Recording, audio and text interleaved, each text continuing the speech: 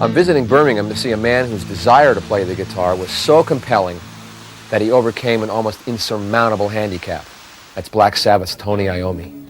Like when I took the ends of my fingers off, was like a day before I was going to leave that job. What was that? I used to do sheet metal work, right.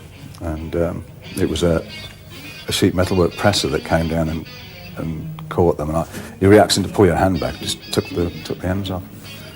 I was going to stop playing, and I thought I could never play again. It just blew me away.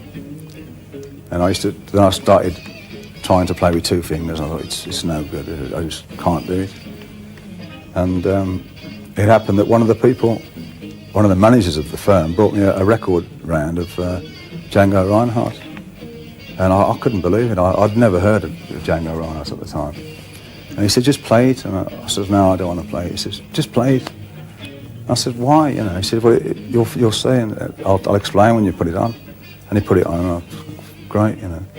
He said, he's only got two fingers. And it's totally, you know, got me back into thinking, well, if he's done that, if he's managed to do that, then, you know, but I'd give up. I thought there's no way I'll be able to do it again, you know, play.